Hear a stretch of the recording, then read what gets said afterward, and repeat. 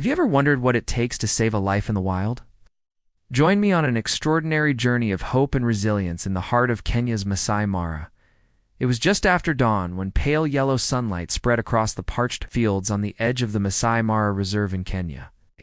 The sky was streaked with faint bands of orange, slowly fading into blue, and the land seemed to hold its breath in the heavy silence of the early morning. Evelyn, an avid conservationist, was walking slowly across the cracked ground, scanning the area for signs of wildlife. She had been in Kenya for months, volunteering at the reserve, documenting the effects of the drought and helping the local rescue teams whenever an injured animal was found. The air was already warm, thick, and dry, and her boots crunched against the brittle earth. Large, patchy cracks ran across the ground, scars of a long season without rain. The grass around her was withered, gray and brown, waving weakly in the hot breeze. She adjusted her hat and paused to wipe the sweat from her forehead, ready to continue her route when something caught her attention. Her footsteps stopped. Just ahead, against the shadow of an old abandoned brick wall, something moved. At first, she thought it might be a piece of cloth blown by the wind. But when she stepped closer, she realized it was not a rag, but a small body.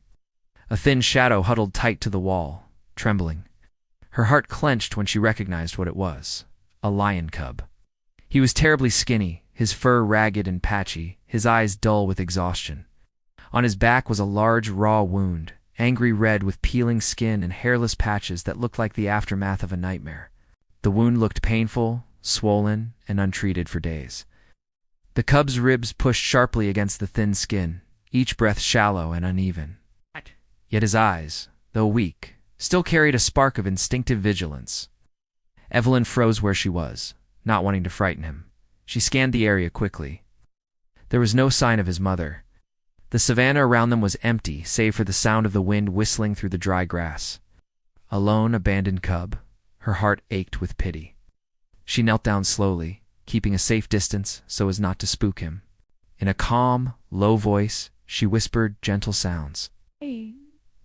The cub pressed himself harder against the wall, as though it were his last shield in this harsh world. Evelyn understood his fear. She reached for her backpack, unzipped it carefully, and pulled out a bottle of cool water and a soft, clean white towel. She placed the towel on the ground and pushed it toward him as a sign of peace, letting him sniff something harmless and new. The cub tilted his head, blinking several times before leaning forward. He sniffed the fabric cautiously, uncertain but curious.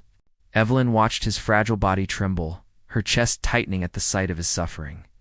The morning sun now shone directly on him, exposing each rib, every sharp angle of bone beneath his skin. His lips were dry, and when he glanced at the water bottle in her hand, she noticed the longing in his eyes. Evelyn poured a little water into the bottle cap and gently set it down in front of him. Then she moved back a few steps and waited. For several seconds, nothing happened. The cub's eyes flickered from her to the water. Finally, he lowered his head and began to drink in tiny, hesitant sips. Evelyn felt a wave of relief wash over her. It was the first step. The barrier of fear was slowly, very slowly, beginning to soften. She quickly pulled out her walkie-talkie and called the Masai Mara Animal Rescue Team, explaining the situation. They promised to send a vehicle immediately. Evelyn stayed near the cub, keeping her voice soft and her movements minimal. The minutes stretched like hours, but at last the specialized vehicle appeared, raising a trail of dust behind it. 2 veterinarians climbed out, carrying their equipment with the kind of steady calm that comes from long experience. They approached carefully. One of them crouched near the cub, murmuring soothing words. He examined the festering wound and, without delay, prepared a dose of painkiller. A quick injection calmed the cub, allowing his muscles to relax and his breathing to ease. Evelyn held her breath the entire time, her eyes never leaving the small, wounded creature. Gently, they lifted him into a specialized cage lined with soft cloth and disinfectant. The door clicked shut, and the vehicle began its slow journey back to the rescue center. Evelyn sat close to the cage, watching him intently, terrified that he might fade away at any moment. Outside the windows stretched endless miles of scorched land. Inside, the air conditioner hummed softly, blending with the faint smell of disinfectant and medicine. At the rescue center, the team immediately transferred the cub into a quiet isolation room. The room was designed for recovery. Cool tiled floors, dim lights, and the comfort of silence. Evelyn stayed close as the veterinarians began their work. They cleaned the wound with antiseptic solution, shaved the fur around it to monitor progress, and carefully dressed the raw skin with fresh bandages. Antibiotics were injected, and 4 fluids were given to restore his depleted strength.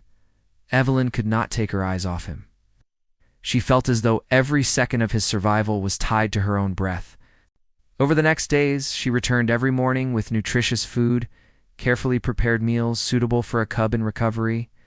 The first dish was a thin porridge of minced meat, soft and rich in energy. At first, He ate slowly, bite by bite, as though afraid it might vanish if he hesitated, but he ate it all. at Dev's, Evelyn's heart lifted each time he finished a meal. She spoke to him gently each day, her voice a constant source of comfort. Gradually, the wound began to dry, and thin new hairs appeared around the edges of the scar. Eyes grew brighter, losing the dullness of exhaustion. When he began to stand and attempt his first shaky steps, the doctors exchanged hopeful glances. His recovery was faster than they had predicted. Evelyn gave him a name, Quito, meaning little one, in Swahili. The name suited him both for his size and his spirit. Quito recognized her from afar, greeting her with soft calls whenever she entered the room. The trust between them deepened, becoming a bond that went beyond survival. It was friendship, fragile but real. When he was strong enough, Quito was moved to a larger outdoor enclosure designed to mimic the Masai Mara. There were trees, grass, mounds, and enough open space to run. The staff hid food in different places to encourage him to practice his natural hunting skills. At first, Quito was clumsy, fumbling with his instincts, taking too long to find hidden meals. But each week brought progress. His movements sharpened, his body grew stronger, and his golden fur glistened in the sunlight.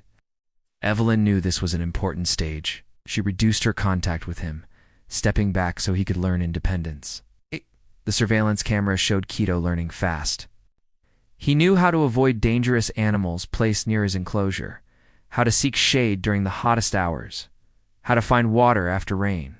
His wild instincts were awakening, guiding him back to the life nature intended. When the rangers evaluated him months later, they agreed Quito was ready. His health was excellent, his skills sufficient to survive in the wild. A date was chosen for his release. Evelyn prepared herself for the hardest part, letting go. On that day, the rescue vehicle carried Quito to a vast grassland far from villages and tourists. The air was fresh after a night of rain, carrying the scent of damp earth and green shoots. When the cage door opened, Quito hesitated only for a moment. He stepped down, his paws sinking into the soil, his nose lifted to breathe the freedom of the savanna. He turned his head once, looking back at Evelyn with a gaze that pierced straight into her soul. It was a look filled with gratitude, a silent farewell, and a memory carved into the heart. Then, without hesitation, Quito bounded forward, his body strong, his movements graceful. In moments, his golden figure disappeared into the endless sea of grass. Evelyn stood watching until there was nothing left but the rustling of grass and the distant calls of birds. The moment was bittersweet. She felt loss, but also immense pride. Quito was where he belonged, home. She returned to the rescue center, ready to help the next creature in need. Yet every time she thought of Quito, a smile spread across her face. She knew she had done something meaningful, something right. A fragile life had been lifted from the edge of death and given a second chance. Love, patience, and hope had turned tragedy into a story of return, a story she would carry with her forever.